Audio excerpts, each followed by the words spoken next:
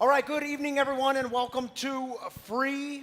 I'm Ryan. I'm the pastor and executive director here. This is Noelle. She's our community director here. And we're so glad you're with us tonight. Merry Christmas to all of you. For all of you joining us online, Merry Christmas to you. We're glad you're with us tonight on a very special evening, our Christmas Eve service. Just to give you the reminder, this is a community for addicts, loved ones of addicts, and spiritual refugees. And what we do here is break the silence of addiction and create space for healing, recovery, and spiritual connection. And as always, there is one thing that we do not do here at Free, and y'all can shout it out on a count of three, all four words. 1, 2, 3.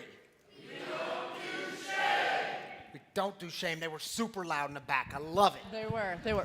Breck, what happened? You didn't even say it really. Next time. Noelle, you want to tell us what's happening Absolutely. that people might want to know about? Yeah. First of all, you guys clean up really nice. They you all do look look really at good. If tonight's your first night here, welcome. We have welcome bags out in the front. Get with a home team member. Inside, it has a little bit about what we do here at Free Spiritual Community, a little bit about what we do at Wagon Coffee. There's some fresh roasted Wagon Coffee in those bags and just some other free swag. So please get with a home team member or a staff member for one of those bags and just know that we are so grateful to have you here tonight. We are also doing 50% off our free shirts. So if you are in need of some free merchandise or know someone who is, we're only doing it tonight, so grab some. Venmo, or you can check out at the cafe, but we're doing 50% off our regular free shirts and the fentanyl shirts tonight. So grab some of those. Next week, Rev Ryan's very intentional with this, twice a year with Rest Week. And we always do one around 4th of July and then always the last week of the year. So next week on January 30th, we will... December 30th. I've done that twice now. You did that twice now. Dang we should have a third service to see if you do it again. Oh, man. If we had a December 9 o'clock 30th. service, I bet I could get it. On December 30th, we will not be having service. So if you come here next week, it's going to be awkward, like me messing up the dates, 2 services in a row. So don't come next week. We're taking a rest week, but we will be back on January 6th with a 5 and a 7 service. But during the month of December and January, up until January 20th, we will be collecting toiletry items in our custom-built wagon right in the front of Free. And so these things are like toothbrushes, toothpaste, combs, shampoo, dental floss, conditioner. And on January 21st, we will be having a brunch event here at Free and bagging those items and giving them to those that are less well off during the holidays. And so we're calling them blessing bags. So during the next 6 weeks, please bring your toiletry items and donate them, and then come join us for a community event on the 21st. On January 20th, we are having our next panel discussion. So this was a really big deal. We had a great one in August for the fentanyl series. Do y'all remember it? Yep. Yeah, this is going to be good too. It's going to be great. It's called the Oxygen Mask Playbook. So this is a panel discussion for the loved ones, a toolkit on how to cope when your loved one's struggling in addiction. And we have it's going to be an awesome panel. So similar to the fentanyl panel discussion, 5:30 food truck. There's going to be vendors all throughout Free. Amy Moore is going to be doing kind of a pre-party to the panel discussion in this room, debunking intervention. It's not just a TV show. And then the panel discussion itself is going to start at 7. So this is January 20th in lieu of service, and it's going to be a great night. So I hope y'all can join us. And lastly, on January 21st, it's a Sunday from 9 to 5, we're going to be having a retreat here at Free. And it's called Grounded Warrior. It's a mini retreat from 9 to 5. It's $50. But there, I know that Maggie Barfoot, she's bringing in 5 different practitioners for this retreat. And it's going to be really great. If you guys know Maggie Barfoot, who does that trauma-informed yoga for us, things like sound bowls, trauma-informed yoga, cellular therapy, it's going to be really awesome. So that's January 21st, and it's $50 from 9 to 5. Thank you, Noelle. You're so welcome. Lots happening. Lots. Okay, before we get started with celebrations, because that's what we do here at Free, that's how we start Saturday nights, we are going to first light our Advent candles and the center candle, which is the Christ candle. So we're in the, we're at the end. And remember, if you're a bit fuzzy on Advent, you have hope, peace, joy, love, and then the Christ candle gets lit. And we're going to light them all. Dara's going to light them all. Saman is going to lead us in a prayer. Thank you for being here. And Romy. Saman, Romy, and Dara. The trio. Just making sure this is on. All right. Tonight, we light all the candles as we celebrate God's light bursting into the world. This light is for all of us. Every addict and alcoholic, every loved one of an addict and alcoholic, every spiritual refugee who has struggled to belong, every person who has ever asked, God, why do you feel so distant? The Christ candle reminds us the potential for new life that exists within each of us. It reminds us God is near. The Christ candle reminds us that we can be the light breaking through the darkness. Amen. Thank you, Saman, Romy, and Dara. And I'll take this. And Saman, stay up here for just one moment, because some of you know we do these things called letters to your addiction. We do them throughout the year. But Saman was one of the first ones ever to do one, and it was about 3 years ago. Yeah. How long have you been sober now? It will be 7 years in February. 7 years in February. Way to go, Saman. Here's her letter to your addiction. My name is Saman, and I've been sober since February 5th, 2017. This is a letter to my addiction.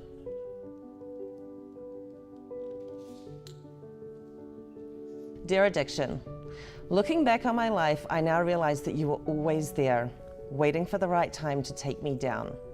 You were gradual and sly, persistent and nagging, but you took your time.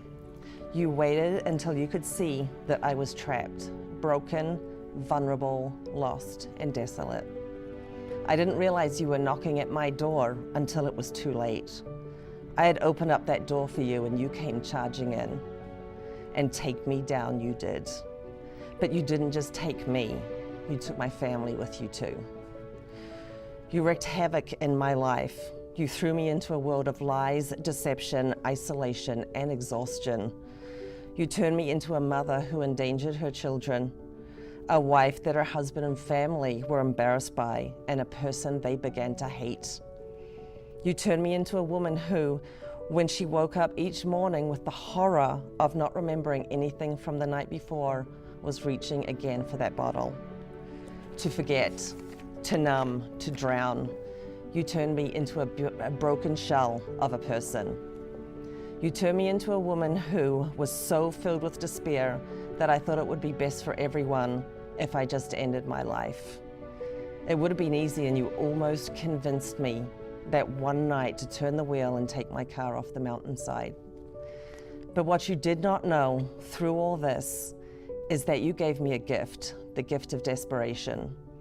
What you didn't know is that I had a God who had been watching over me. And to be honest, I didn't know that either. Until one night, filled with despair, desolation, and pain, so much pain, I cried out into my empty bedroom, "Please help me, I can't do this anymore." That was the beginning of the end of the grip you had on me. I was propelled that last week to seek help from people who were the experts and people who had walked this path before me. I did the work and I built a solid foundation for the beautiful life that I live today. I want you to know that I'm eternally grateful for you. Because of you, I was able to acquire tools. And with these tools, I realized that I was and had been in the wrong place for quite a while. Thank you. Because of you, today I am free. Today I live a life more beautiful than I ever could have imagined. Today I walk this journey with others you also tried to take down. Together, we are powerful. We have the tools to keep you at bay. I know that you will never be gone, that you are watching, waiting. That's okay. Today I'm an honest woman, a kind woman, a loving woman. I have integrity, morals, and values.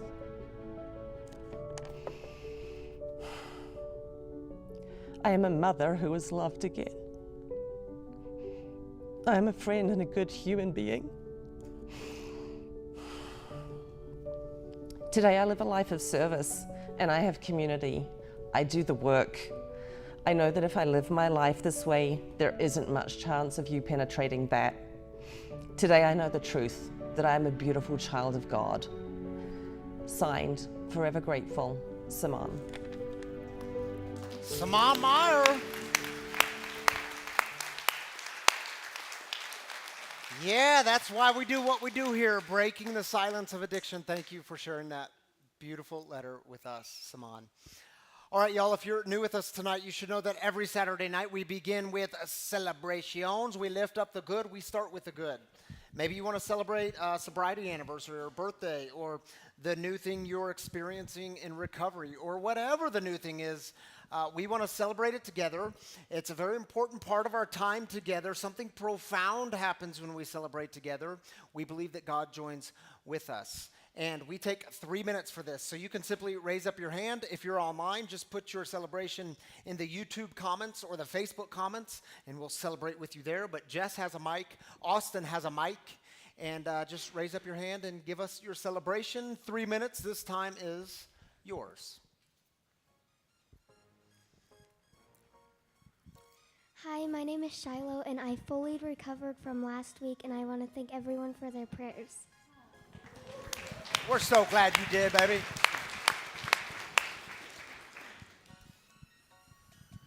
I'm Dara, and I'm celebrating my 9 months sober. 9 months sober, Dara. Hi, my name is Jacob, and I'm celebrating 10 days. All right, Jacob, dude. Congratulations, man. That's a long time.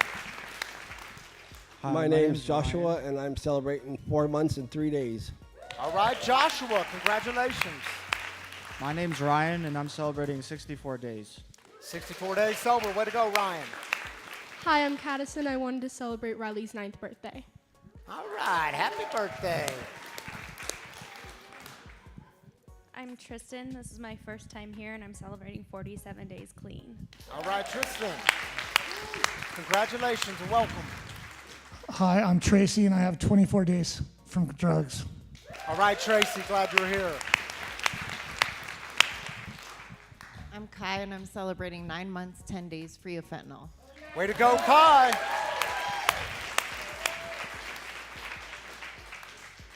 I'm Tyler, and last week I accepted a job teaching elementary music K through 3. I haven't taught in 5 years because my addiction took me away from it. All right, that's a new thing to celebrate. Hi, I'm AJ, and about a year ago I ran away and missed the holidays with my family, so I'm happy to be home. Way to go, Nathan. We're glad you're home.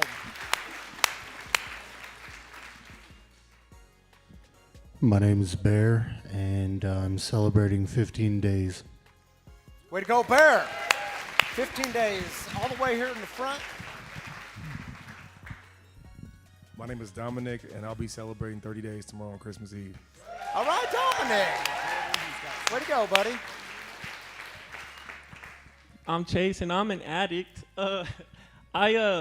I'm over 15 months sober, and I get to be present with my family for the second Christmas in a row. Way to go, dude. That's the good stuff. My name's Joseph. I'd like to celebrate 4 years of sobriety. I'd like to thank God for Stout Street and a second chance at life with my family and a relationship with Him. Way to go, buddy. 4 years. This is Paul. We've got Jordan from Monarch Sober Living in the house for the first time tonight. All right, welcome, Jordan. Thank you, And he's Paul. got 6 months. 6 months. Way to go, buddy. Hi, I'm Derek, and on Christmas I'll be celebrating 10 years sober from meth. All right, way to go, Derek. We got one more.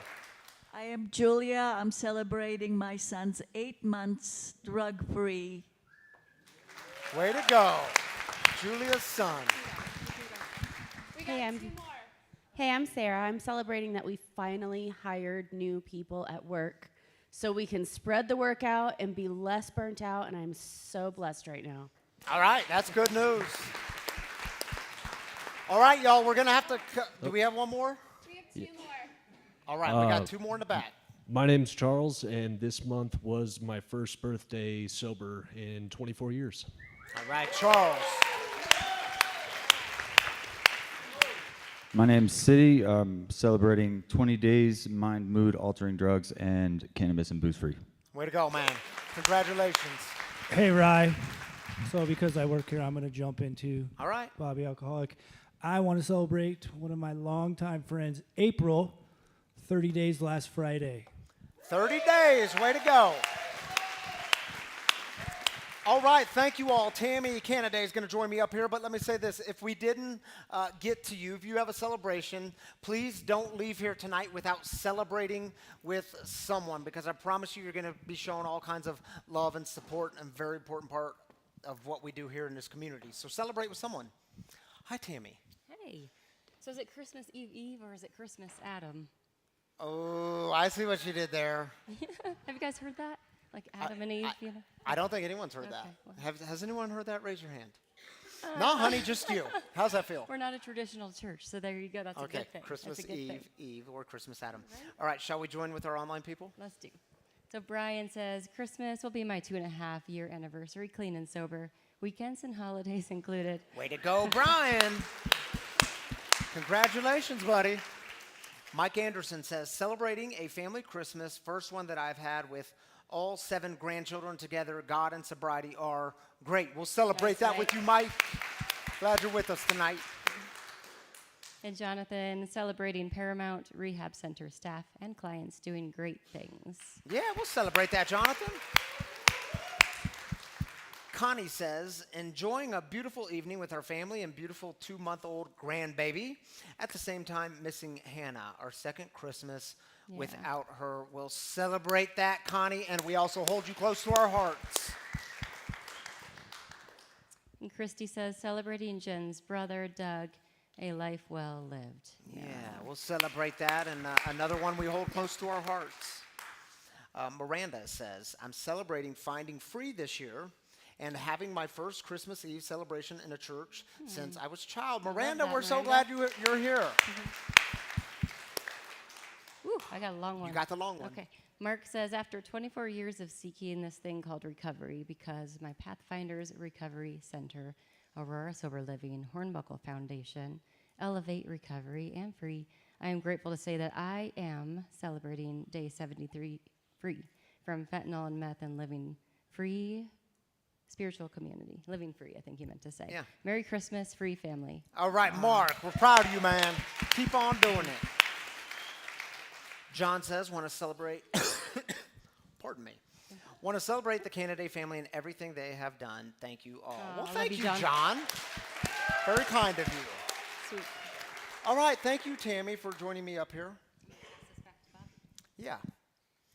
All right, y'all. We are, this is Christmas Eve, and we're also in the 4th week of this series called Silent No More, which, by the way, has everything to do with why we're here and Christmas. During the holiday season, not all is merry and bright. Shame, a silent echo of addiction, whispers unworthiness. By sharing our story, we shed light on the darkness, challenging the stigmas of addiction. Every voice that rises, every story shared, is a step towards healing. So stand up. The world needs you. And today we stand united, and our message is clear. Silent no more. So St. Peter was standing guard up at the pearly gates, and a man dies, and he arrives to the pearly gates of heaven. And Peter says to him, you need 1,000 points to get in, and here's how it works. You tell me some of the good things you've done in your life, and I will give you points according to those good deeds. And the man says, perfect. And he begins listing some of the good things he's done in his life. He says, Peter, you need to know that I have been married to the same woman for over 50 years. And Peter says, that's great. I'm going to give you a point for that. And then he says, but Peter, there's more. You also need to know that I have faithfully given 10% of all my money to the church where we attended for many, many years. And Peter says, oh my goodness, that's fantastic. I'm going to definitely give you another point for that. And he's thinking to himself, man, if I got to get to 1,000, I mean, this is going to take a long time. But he says, Peter, this one will get you. Peter, you need to know that in my hometown, I started a soup kitchen that serves the homeless, and that soup kitchen is still up and running today. And Peter says, oh my word, that is absolutely outstanding. I tell you what, I'm going to double it and give you 2 points for that one. And he says, the man is like frustrated. He's feeling defeated. He says to Peter, he says, Peter, at this rate, I'm never going to make it. And just then another man walks by and just walks right on through the gates. And the man is more frustrated. He says, Peter, what about him? I mean, how did he just walk through without doing anything? And Peter says, oh, him? Yeah, he doesn't play the points game. You see, my brothers and sisters, how many of you are stuck in the points game? Thinking that you can somehow do enough good things or try to earn enough points to somehow get in good with God. See, the good news is you can totally give up that game. You do not have to play that game. Because the truth is, you, as you are, have full access to God. And I hope you hear the Christmas message of God saying, I'm already here in all your messiness and all your shortcomings and all your pain and all your fear. I came to be with you, and there's nothing you could ever do to get me to love you any more or any less. You know, when I finally got sober as a pastor, because I was a drunk pastor, when I finally got sober early in my recovery, I was filled with so much fear and shame. See, I thought there was some paying back that I had to do because God was just so utterly disappointed with me. See, I thought there was some earning of points that had to be done to get God back on my side, to get in good with God. And I can tell y'all, during that time in my life, my mental health, my spiritual health, it was dark. And yet, God comes bursting onto the scene in all the darkness and all the messiness, and y'all, I had to encounter that God. I had to encounter a new image of God, the God who constantly says to me and to you and to us, oh, I don't do shame. And I am here, and we certainly don't play the points game. My love for you is always free. It is never to be earned, never to be bought with some points, and I'm here, and I'm going through all of this with you. You see, my brothers and sisters, that is the good news of Christmas. And sometimes I think to myself, well, I wish it was just more profound, or I wish it was just a little more fancy, a little more creative. That's the good news. In fact, it was early in Matthew's gospel, and keep in mind there's 4 gospels, Matthew, Mark, Luke, and John. The Christmas story, the birth of Jesus, is told in Luke's gospel, Matthew's gospel. Early in Matthew's gospel, in the first chapter, he says this to his people. Look, a virgin will become pregnant and give birth to a son, and they will call him Emmanuel. Now, what does Emmanuel translate to? The translation is God with us. And I want to pause for just a moment, because I do realize some of you here tonight, some of you watching online tonight, this is the part of the story you start to check out. Because for you, when you hear virgin and birth, you're like, Now, see, I know biology. I have kids. I've seen kids born. This ain't how this stuff works. Hang with me for just a moment, because maybe some context will help. Because, see, you do know, in the ancient world, and in the Greco-Roman world of the first century, the world that Jesus was born into, many of the imperial figures were said to be what? Born of a virgin. Divine conception. It's how they told the story of people coming in with power. Many, in fact, Caesar Augustus, who was the Roman emperor, one of the Caesars during the time of Jesus' birth in the first century Roman Empire. Caesar Augustus was said to be what? We can look back at text in history, and they describe him as born of a virgin, divine conception. They even say that when he died, there's texts that tell us he ascended up into the heavens. Who else did they say that about in the first century? So I mentioned this to you to tell you that when you come across virgin birth in the Christmas story, you do not have to read that as a literal reading, as a literal historical event.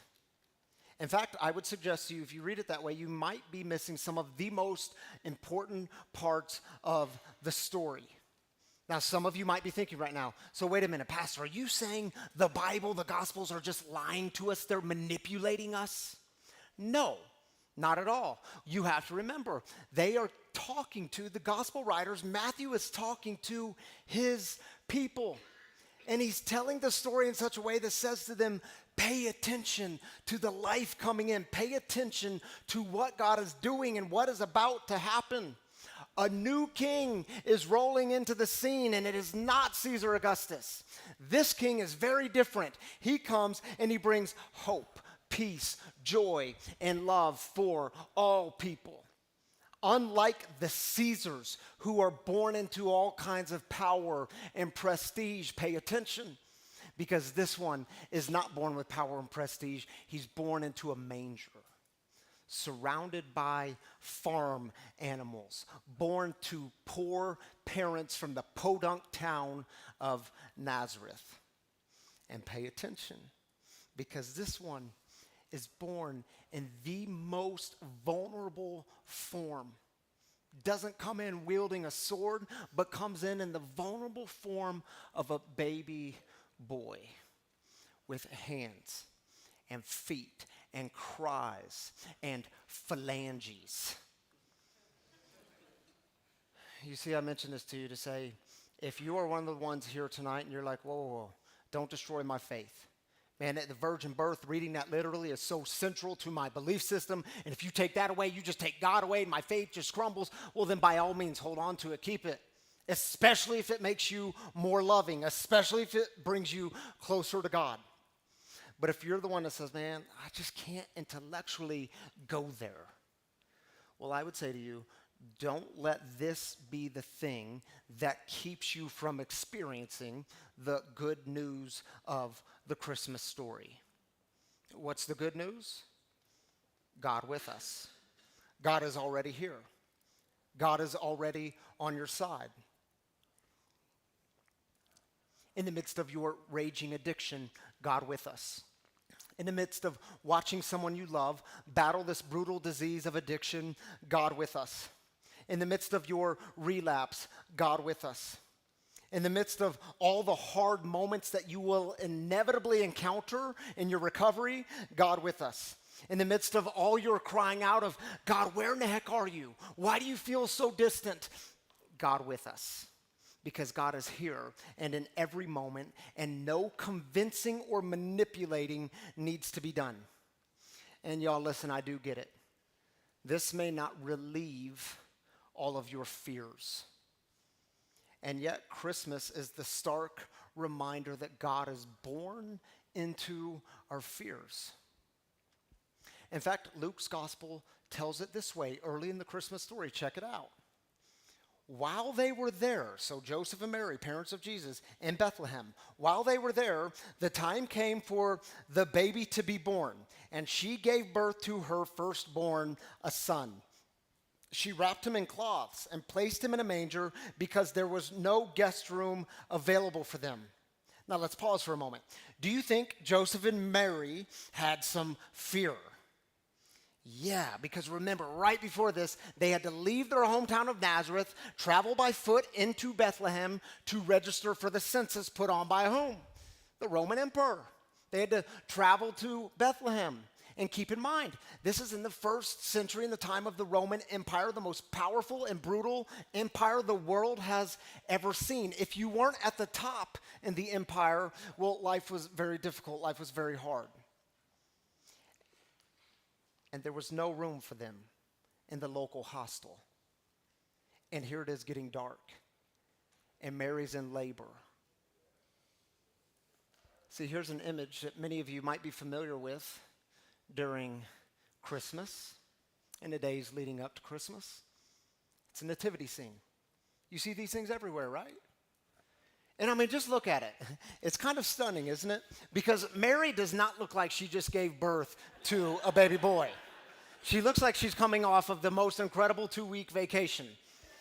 And my second question is, Jesus, why are you so big? You were just born. That's the biggest baby boy I've seen. And look at Joseph and even the barn animals. Wow, how are they so clean?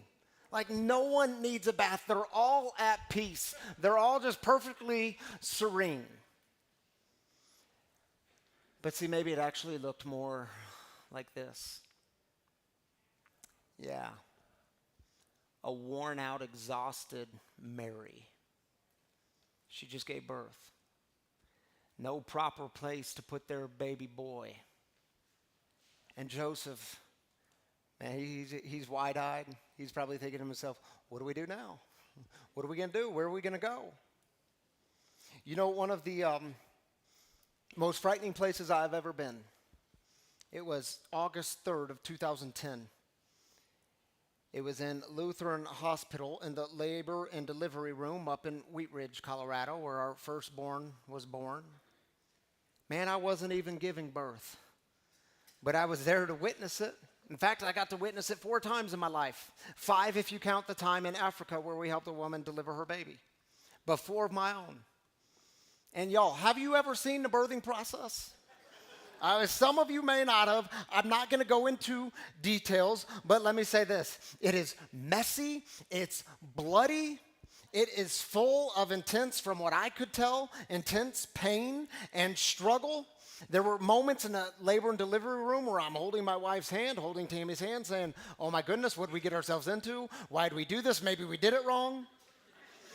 It can be a long, drawn-out process, and then you get to hold this profound miracle with hands and feet and cries and phalanges.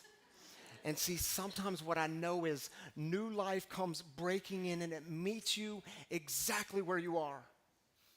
And what I remember about that day is even then, in the midst of this profound joy and a profound miracle, man, I was so stuck in fear and so stuck in addiction. Man, I was scared to death of being a pops.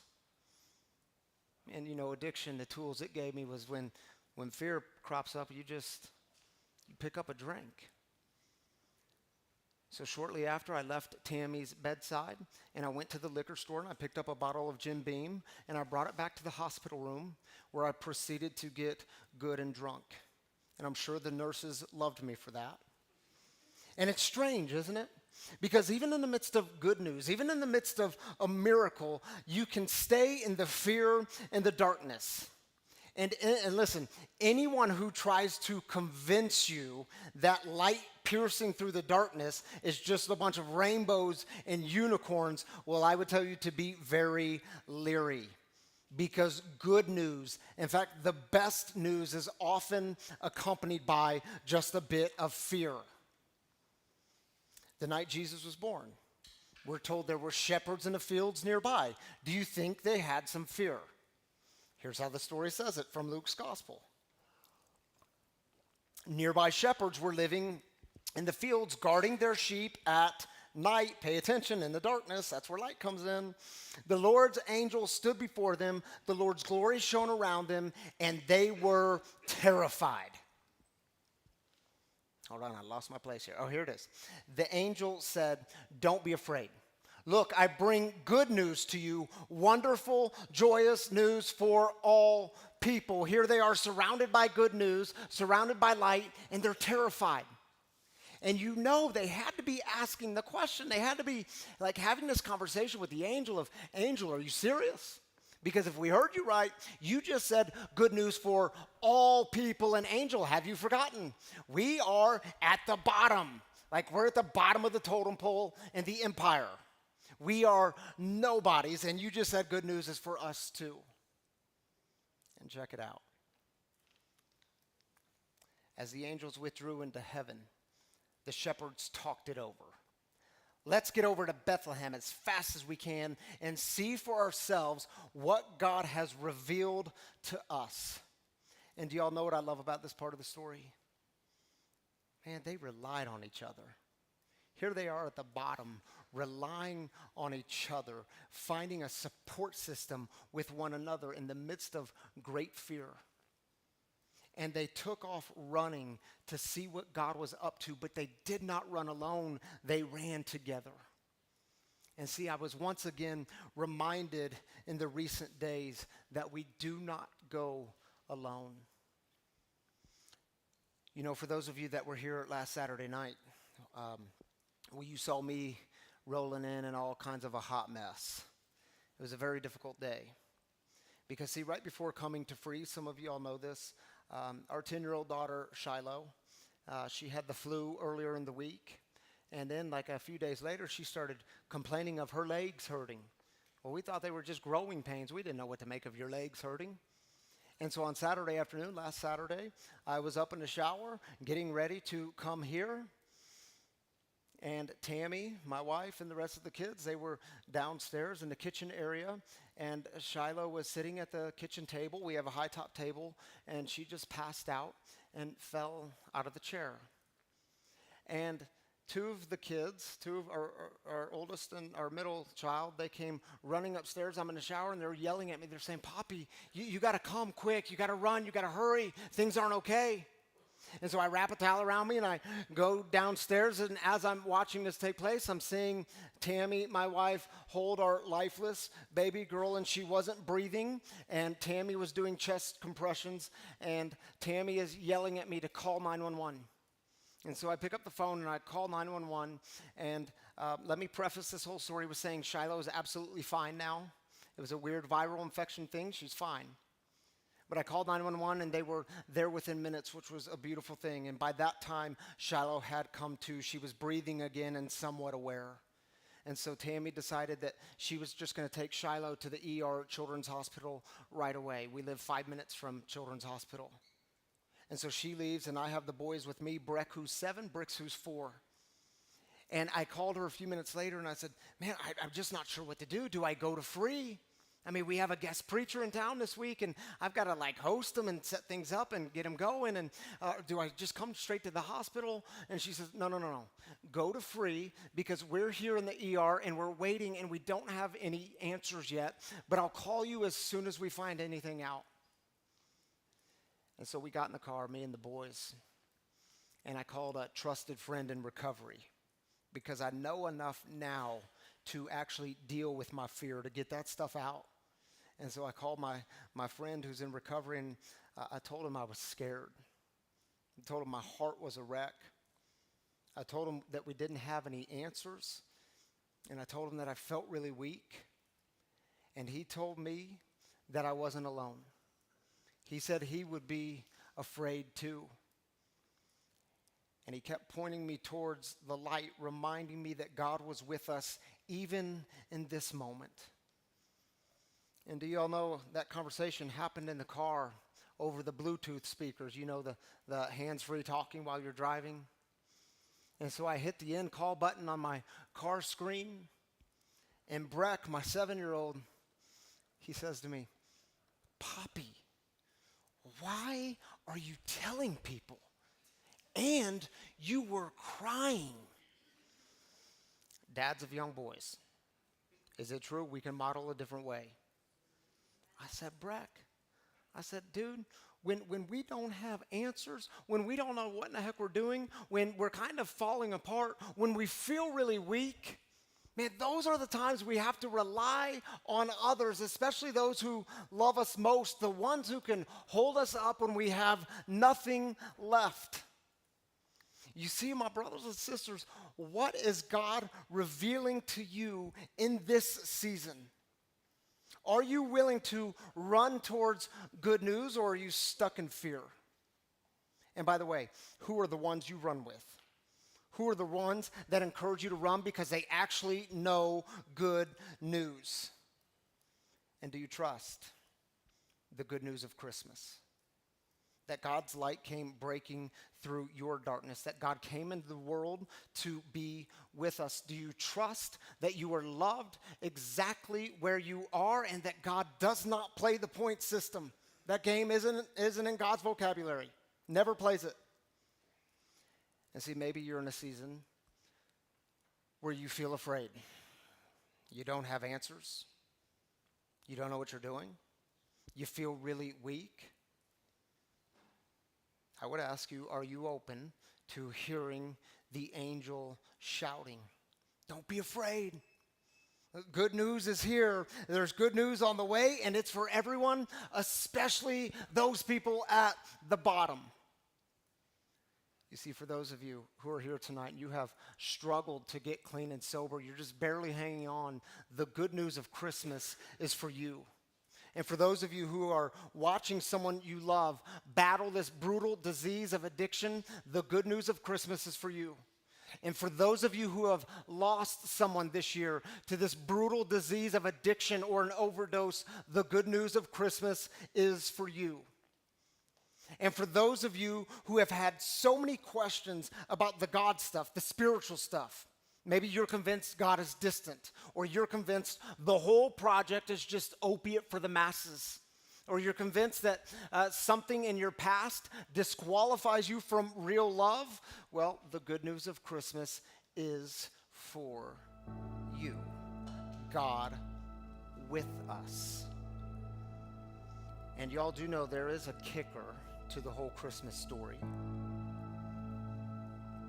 Because see, the truth is, once you've seen the light, like the shepherds who ran towards the light, well, now you actually get to be the light in the darkness. So if you're willing and able, would you please stand if you are in recovery, clean and sober, or you're in recovery from being addicted to an addict in your life? Would you be willing to stand? And if you're online, just give us the hands up emoji. Yeah, y'all take a moment and look around, because these are some folks you can run towards good news with. And I'll tell you what, stay standing if you know that it wasn't you, that it was a power greater than you, a God who is breaking through the darkness, a God who is doing for you what you could never do for yourself. Stay standing. Yeah. See, the truth is the darkness needs you. You get to be light in the darkness. The work of God is about being that light for people who so desperately need it. And I would remind y'all, we don't do it alone. We always do the running together. You can be seated.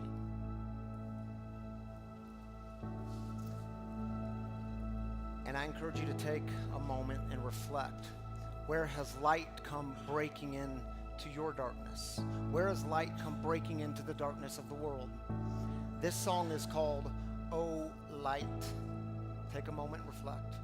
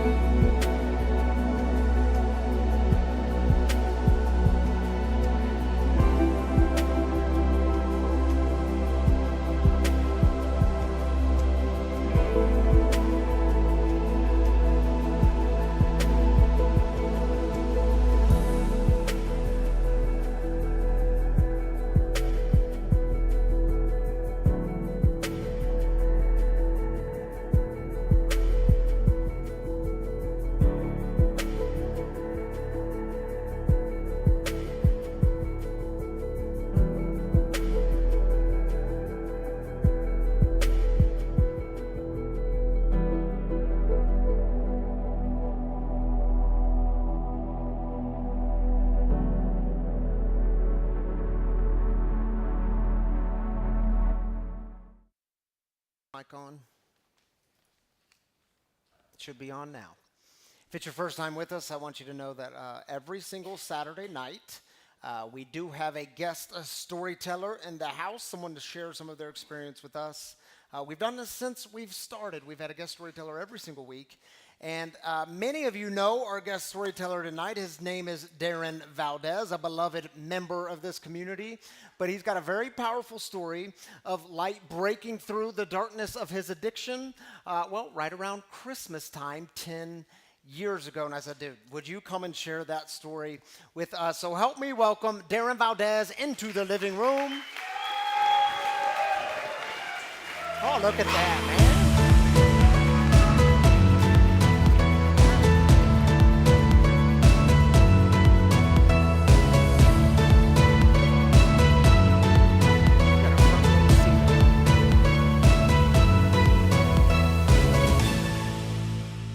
Handsome picture.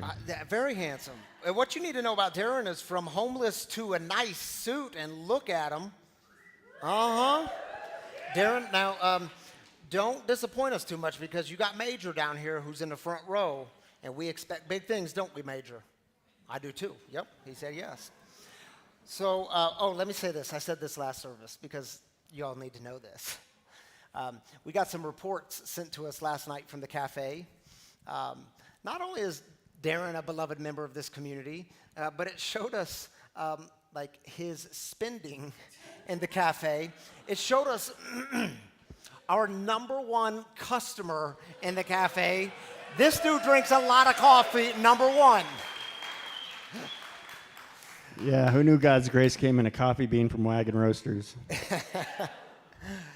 Oh, shoot. Keep drinking that coffee, man. You're supporting the ministry. Way to go. I know. I've been Don't trying give to up tell coffee. Tammy I need to get a drink named after me. You might have to.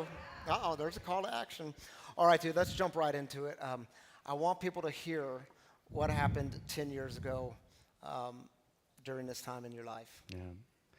I'll start off by saying hi, Mom. She's online tonight. Yes, hi, Mom. And Dad. This is a very special request that you've given me. 10 years is a long time. 10 years ago, right about this time, many of you know that I experienced homelessness when I was in my addiction. I was addicted to methamphetamines.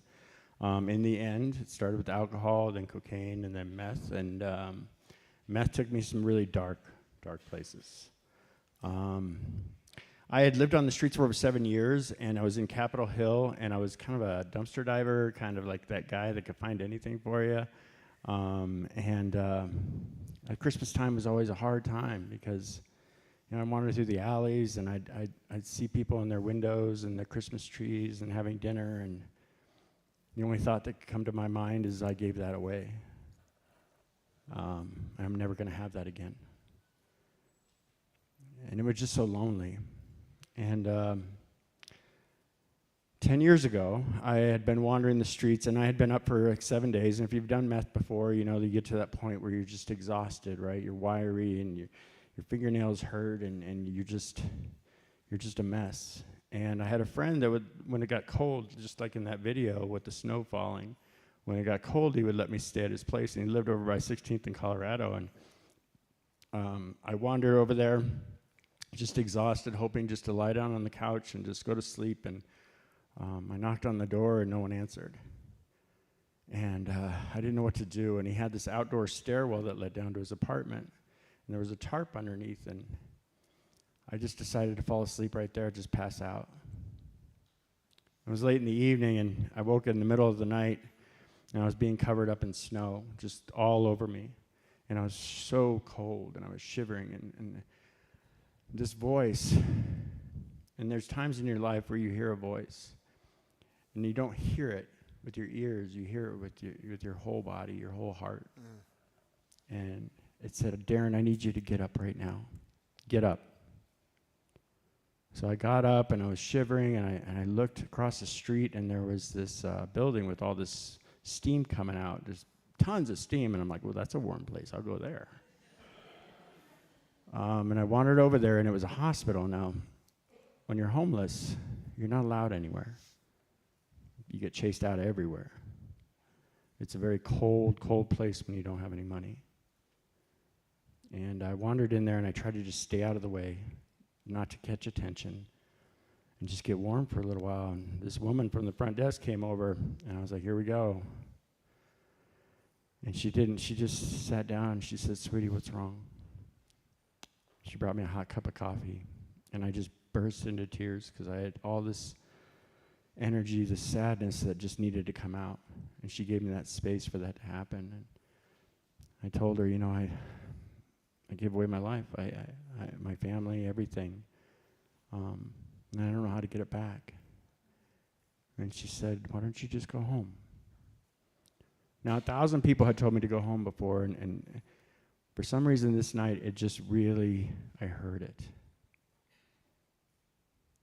And in that moment, I looked up at the hospital, and I realized it was the same hospital that I had been born in. And something clicked, Rose Hospital.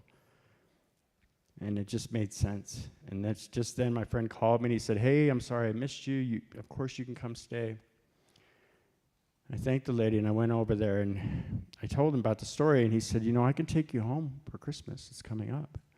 Do you want to go? And I was so ashamed. I was so nervous. I didn't know if I wanted to go. But he said, I'll make you some peanut brittle. Peanut brittle, man, that's it. Yeah, so you can have something to go with. So on Christmas Day, we drove up, and he dropped me off. He's like, do you want me to come in? I'm like, no. And I was stood in the driveway for like a good 10 minutes pacing. I didn't know if they still lived there. I hadn't been in contact with them for 7 years. The only contact I had is I realized later that my mom had been sending emails to my old email address saying, Darin, where are you? Darin, we love you. Your sister just had a baby. Your brother's graduating. Please come home.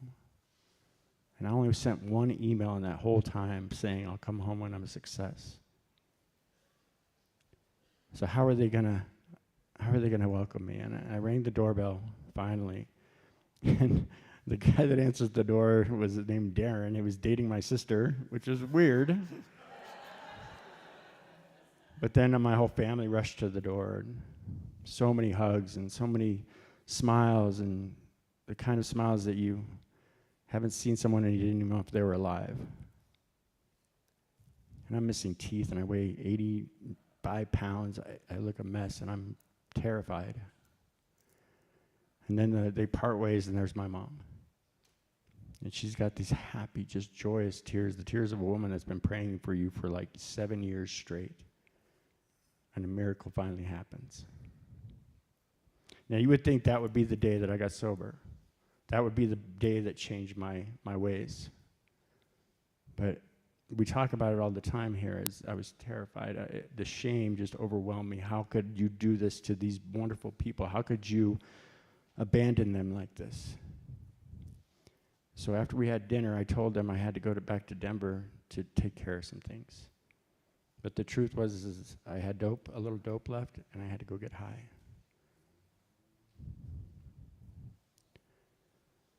So the weird thing is this, miracles happen in weird places, right? The next week, I tried doing the same things I was doing again, right? My same old show. I could not get high for the life of me, and I had 1,000 ways to get high. But everything dried up, and no one would answer the phone, and nothing was happening. So I spent that whole week sober, not by choice.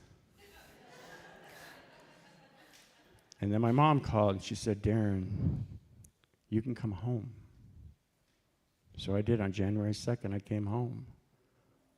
And that night, I was talking with my mom. She's like, okay, what's the plan? You know, what do you think? What do you want to do? Do you want to go to treatment? What would you like to do?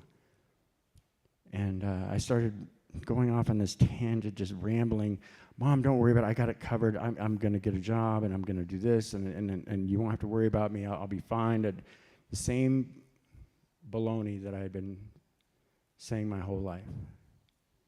And without noticing, I look over at her, and she's just got her hands in her head right here. And she's just sobbing. Tears, deep tears that I've never seen anyone ever cry before. She said, a mother's not supposed to bury her son. That's not the way this works. And that's when the light broke through. That's when I realized this is not about you. The soul saw its worth, as it said in the song there. That's when I realized that I'm never going to hurt this woman again in my life. I'm going to do whatever it takes to make up for this. And then, you know, I count my sobriety day as January 2nd, 2014. So that means in just a few days, Yeah. God willing, you're going to have 10 years being clean and sober. That's a big deal. Yeah. Yeah. So just, Darin, in like 2 sentences, if I were to ask you, looking back on that, where do you see God in all of that? How would you answer that? You ever get a song stuck in your head and you can't get rid of it? Yep. That whole month, there was a saying that I learned as a child, and it just kept recurring in my head. And it said, if today you hear his voice, harden not your hearts. God had been waiting for me to listen. And once that light came through, there was no denying it. So if you are a person that's struggling, listen for that voice. If you're a parent worried about your child, don't give up hope. Thanks. Darin Valdez, ladies and gentlemen. Thank you, Darin. Man, so good. Love you, brother. Love you. Thank you. Thank you. Thank you, Darin. Now, I know you all got candles on your seat. Don't eat them. Don't ruin them, because we're going to use them here in just a moment. Don't eat them. Who says that? Who's going to eat a candle? Bunch of addicts in the room is what we got here, right?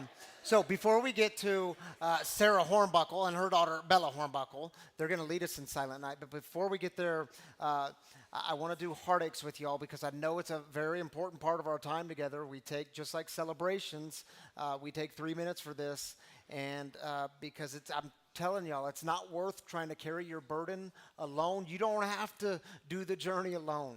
You've got people, you've got community, we've got a God who hears the cries of the people. So if you're carrying a heavy burden, Jess and Austin will again pass around a mic. Just raise up your hand. We'll take 3 minutes for this. Again, if you're online and you're carrying that burden, drop it in the YouTube comments or the Facebook comments so we can heartache with you there. If you need prayer, encouragement, lifting up, that's what this time is for. So let's take 3 minutes. This time is yours. My name is Noelle, and I just got a text message. Adam Castle was supposed to be here tonight, and he was in a pretty horrific bike accident. And so he's at Sky Ridge Hospital right now and has a broken shoulder, an arm, and a wrist. He's okay. He just said he's alive, though. So, but if you could just pray for Adam Castle, y'all know him, and lift him up, that would be incredible. Adam, we love you, brother. Glad you're all right. But dang, not a good night for that.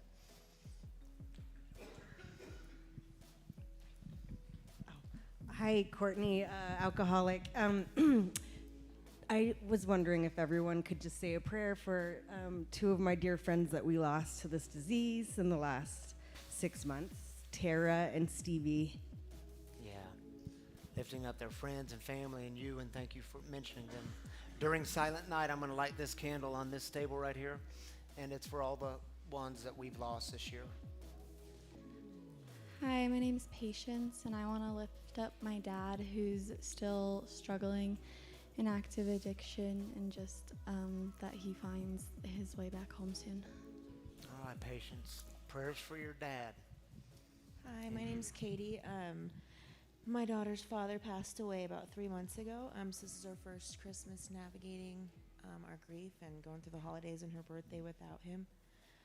So just ask for prayers for our family as we go through the first year without him. Thank you. Katie and Riley, so glad y'all are here. Continued prayers.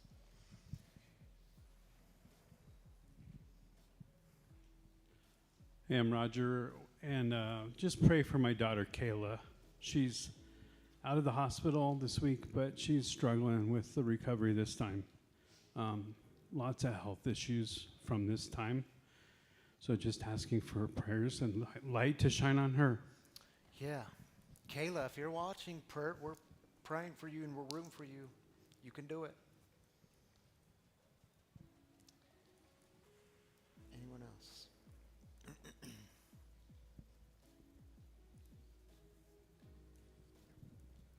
I would just like to pray for the Battle family and Hall family. This will be their first Christmas after losing their daughter to addiction. So, prayers.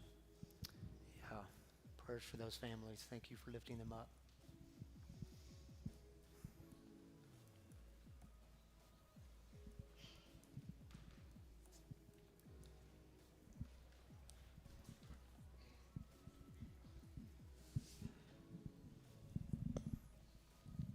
My name is Ashil. I would like to pray for a couple of my friends, Kelly and Todd, who are struggling from alcohol addiction. All right, prayers for your friends. Glad you're here tonight. All right, thank you, Jess and Austin. Listen, before we light some candles, I just want to say to you, if this is your home, if you've been impacted by the mission of breaking the silence of addiction, I want you to know that we're really grateful for your giving. We rely on your generosity. We are funded through you, the people. So I would say without you, we don't exist. And so thank you to all of you who have made giving a spiritual practice in your life. You've made giving a sacrificial practice in your life. I can't tell you how grateful we are. There's a giving box beside Carrie here. It cleverly says giving. And there's another giving box just outside these doors. It also says giving. And if you want to donate, but you don't have cash, but you still want to participate, well, there's 3 online ways to give. The first way you could do it is simply download the app, Free Spiritual Community. It's free to download. All of our content's on there, events, messages, guest storytellers. There's a giving button on there. You can give one time, weekly, monthly, however you want to do it. Or you can do the same exact thing on the website, freespiritualcommunity.com. Or you can text the number on your screen, and it walks you through a very simple set of instructions. And I hope y'all know when I say this, it's true. Your generous giving here helps the mission of breaking the silence of addiction thrive, not just here, but across the country. So thank you for being a part of it. What we're going to do now is you're going to take your candle, and Noelle and Carrie are going to light their candles. And as Sarah and Bella lead us in the beautiful song of Silent Night, they're going to come and light you. We're all going to get lit up tonight in the best way possible. In the best way possible. Because light truly does shine in the darkness. Now let me give just a brief instruction. When you get your candle lit, you hold yours, you do the dipping. And then once it's lit, you let the person next to you do the dipping. In other words, you don't want your wax to go all over the place, so be mindful of that.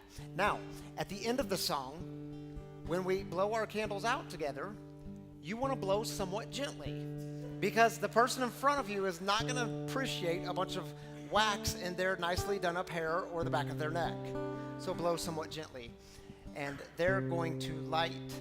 You're going to lead Sarah and Bella. Courtney, your name's Courtney, right? Would you come and light this candle for us to remember all those we've lost this year? All right, let's break some light into the darkness.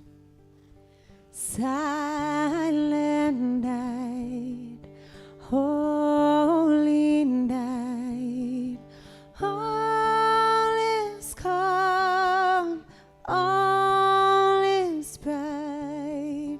Round yon virgin mother and child, holy infant, so tender and mild, sleep in heavenly peace,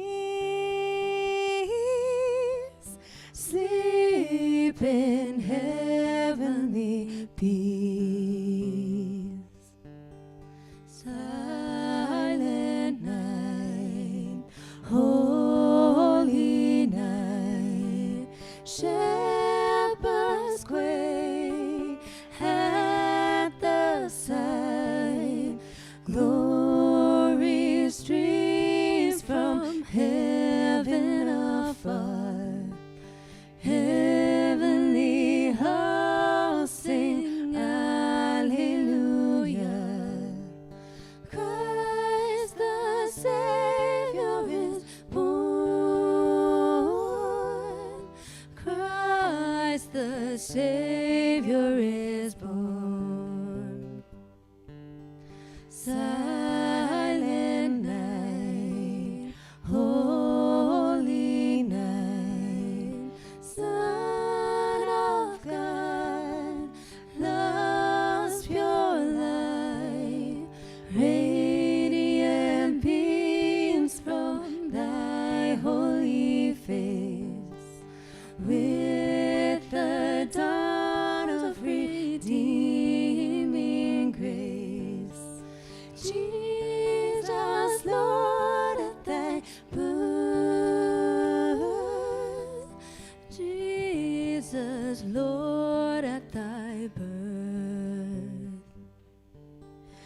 silent night, holy night, all is calm, all is bright, round yon virgin mother and child, holy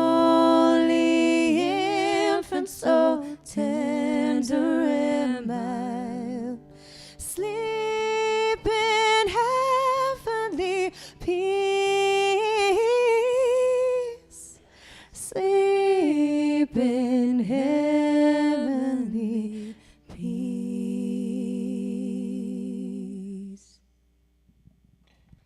The light shines in the darkness, and the darkness does not overcome it.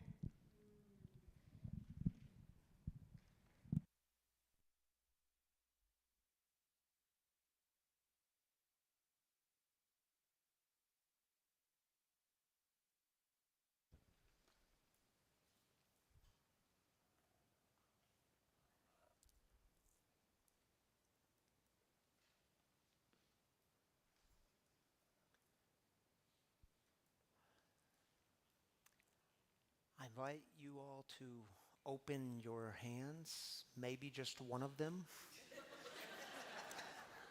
It's a sign of openness. Spirit always moving in our midst, open to the God who is always with us.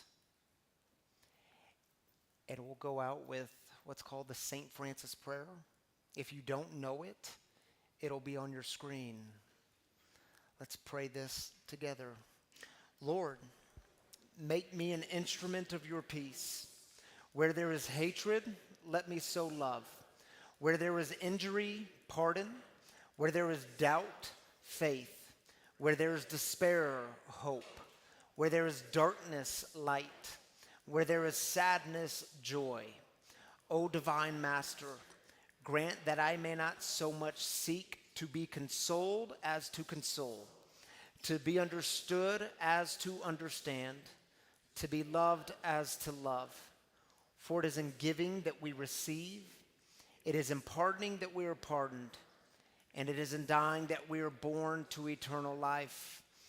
Amen. My free brothers and sisters, much grace to you and peace and Merry Christmas. We'll see you in 2 weeks, not next week. Merry Christmas, everyone.